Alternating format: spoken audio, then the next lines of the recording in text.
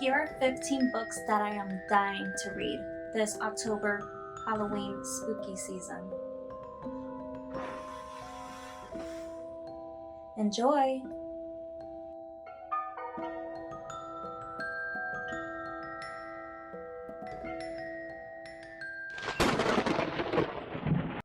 Hi, howdy, hello. My name is Michelle, or you can call me Michie, and yeah, welcome to my channel. In today's video, we're going to be talking about 15 books that I am dying to read this October Halloween spooky season. Ready to get spooky with me? Oh gosh, this is heavy. So these are all the books I would like to read this month. Am I ambitious? Yes, definitely. Do I expect myself to read all of these books? No. Am I gonna try though? I just really want a good spooky. No! Don't you dare! No! Luckily for me, I'm gonna listen to some of these books on Audible. And let me tell you, okay, if you're one of those people who doesn't believe that listening to books or listening to audiobooks is not considered reading, you need to leave. Not in this channel. I'm not going to go into full descriptions about these books because honestly, I suck at giving book recommendations and like describing books. I'm just like, yeah, I like this book because of the cover. I'm just going to show you the books, tell you what it is vaguely about, and we're just gonna have a good day. I hope you guys like and subscribe to my channel, and yeah, let's continue with the video.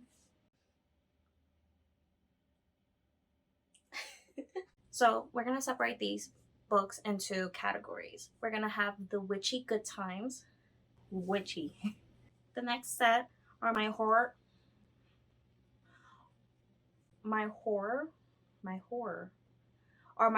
mangas. So these books. My dark academia pile, which is just one book, but she's a proud contender. Apparently she's a staple in the dark academia community. So yeah, we're gonna have our YA novels, or miscellaneous. That includes a graphic novel, a poetry book, and like a nursery rhyme. And then we're gonna have our just straight thriller / horror genre. And yeah, let's get into the video.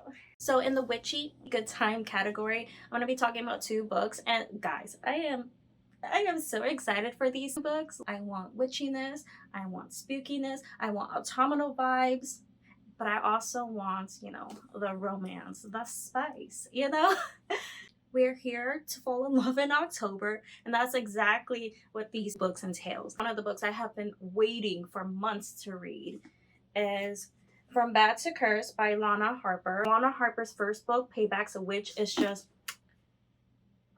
amazing. It's like one of my top reads from last year, and I expect nothing less. From this author, okay? So in this book, we're following Isadora, and let me just read you the first line because it's iconic. The thing no one tells you about summoning demons is sometimes you have to think outside the box. Like,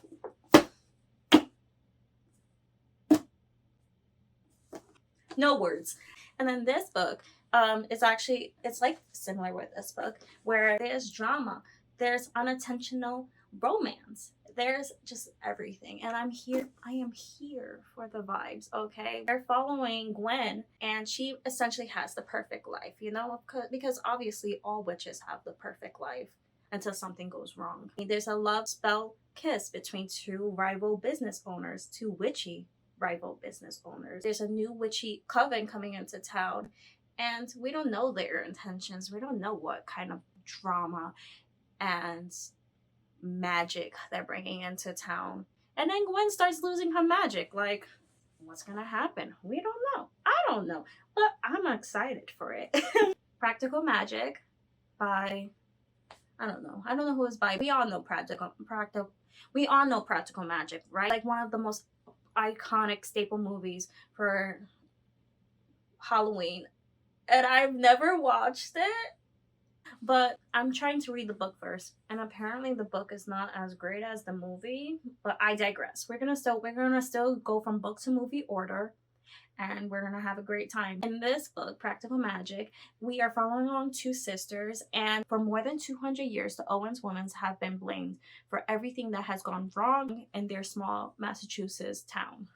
And that is no exception for two sisters, Julian and Sally. For all of Julian and Sally's life, they have been blamed for every wrongdoing, every mishap. So when they get the chance to finally escape and hopefully live normal lives, it seems like they can't run away from fate.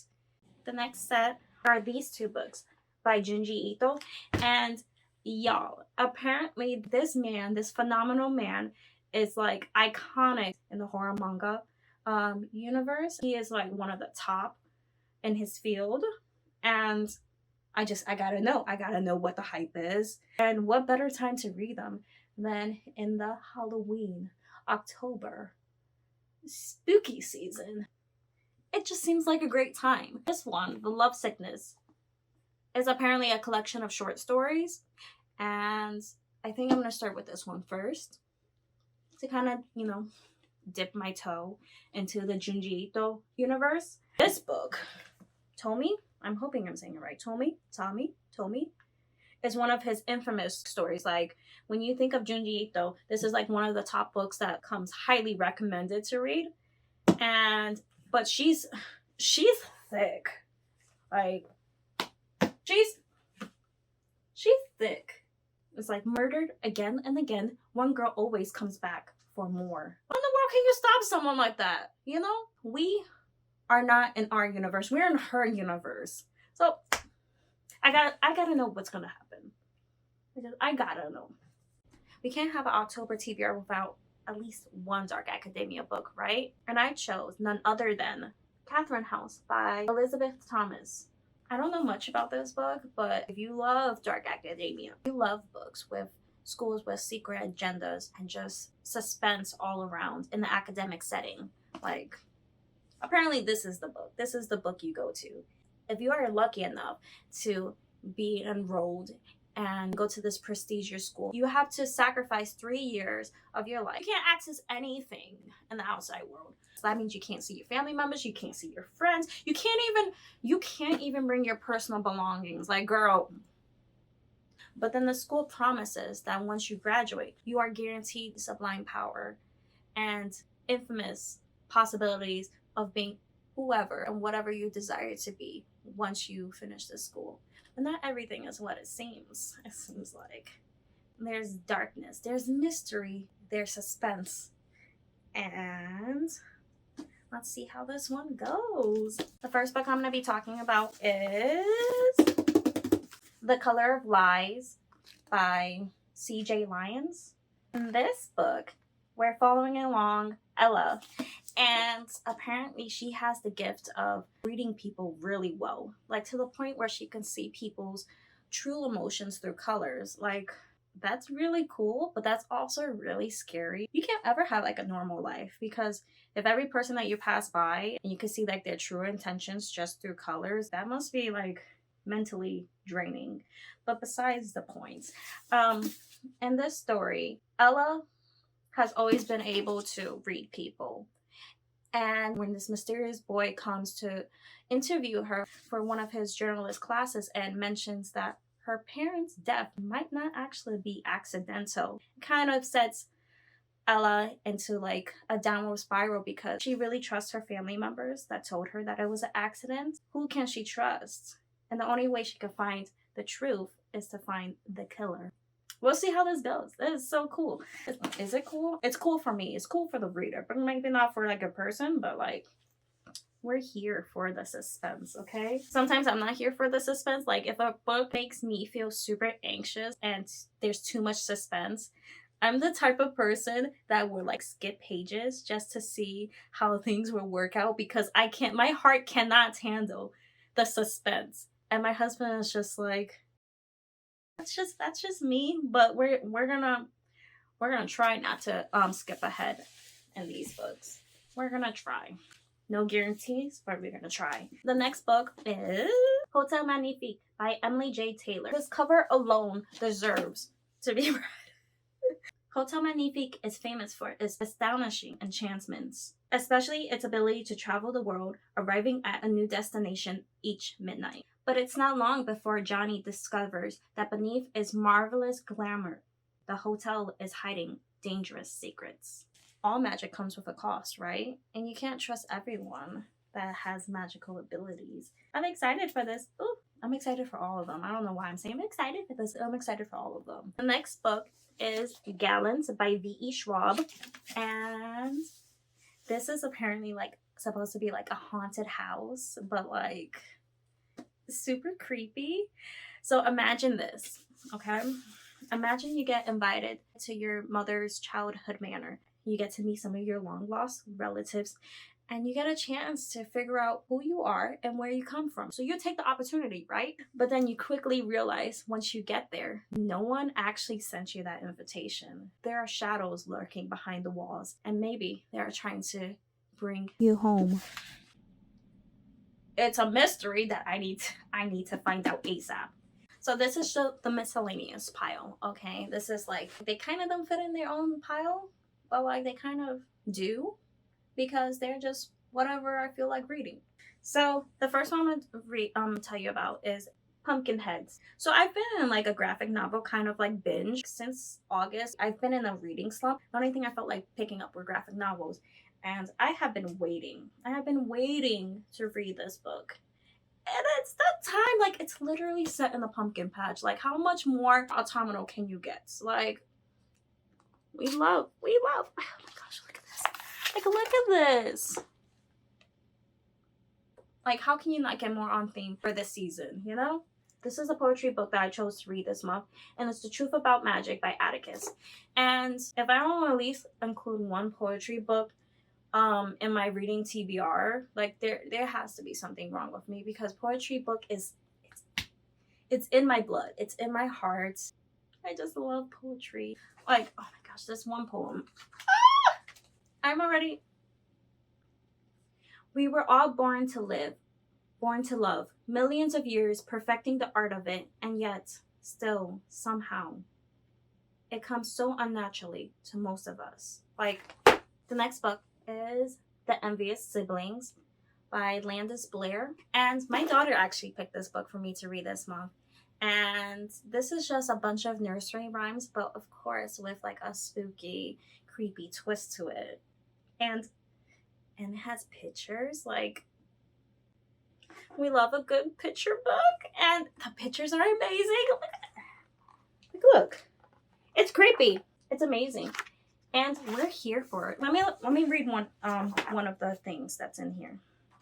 The slide is such a good design, a perfect place to stretch the spine. Like, iconic. We love. We're excited. The horror category. Horror, thriller, You've Lost a Lot of Blood by Eric LaRocca. And I don't know much about this book, okay? Even the synopsis, when I was trying to read and research about this book, it gave vague information about what the story is about. And I'm not trying to dig too much into this book, but like the cover though. The cover is everything. And if you guys are a My Chemical Romance fan, this cover screams blood, blood, gallons of the stuff. And every time when I look at this, I automatically think of that song. I'm excited. I have been waiting to read this book, and it's my chance to shine. Apparently this book is written in like prose and like poetry format. It's kind of written in whatever format it wants to be, you know? You can be whoever you want to be growing up. Blood, blood, gallons of the stuff. And the next book I am hoping to get to and read is Room Service by who? Girl. Am I gonna struggle saying this person's name? That seems like it. So you guys ready? You guys ready for me to mess up? Because I'm not ready. Is Marlene? It's Marin? Marin? Stoffel. I don't know. It's Room Service. It's this cover. If you look for this book, is this cover. Do I know how to say people's names? No. Am I gonna try and fail? Most likely. That's me. That's me. I'll try. I'll fail. But that's okay. Because at least I tried. So this book is apparently like I Know What You Did Last Summer, but like luxury hotel edition. And I'm here for it. If this book doesn't deliver on the revenge aspect and at least have one person killed off, because like, how is this gonna be horror without someone dying? Then I'm gonna be very upset. Like you can't say they all know not to bring up what happened last year, especially on this weekend, without thinking I know what you did last summer. So you have to deliver. If you don't deliver, I'm gonna be very upset. The last book I'm gonna talk about. Oh my gosh. The last book. I love it so much. Like I already started listening to it. And it's amazing. It's so good. I love it. The last book I'm gonna talk about is My Best Friend Exorcism by Grady Hendricks. And y'all. If you love Stranger Things, if you love the 80s, if you like dark and witty, and obviously demonic possessions, you should pick up this book. Like, the cover by itself deserves standing ovation, okay? Everything that the title entails is what happens in the book. Even though you might be up against a demon, like, no other force is stronger than a best friend's force. No other force is stronger than someone trying to save their best friend. But, like, if you're trying to save your best friend's life, like, I need you as my friend, okay? I love this book. And apparently when I was doing research on like this video and like on the books and blah blah blah, when I was doing research on this book, there's a movie that just came out and I am going to watch it. I'm gonna watch it right after reading this book, and I am excited. I am anticipating this book to be like one of my top reads for this year. And I expect nothing less. It better live up to the hype. That's all I'm saying. It better live up to the hype. So that's it. That's the end of my video. I hope you like this TBR list. She's a lot, but you know, we're gonna try. We're gonna try to read these books and we're gonna try to have a good time because it is October. And we are here for the spookiness. We are here for the spooky season. I hope you like and subscribe this video. And I'll see you in the next one. Bye.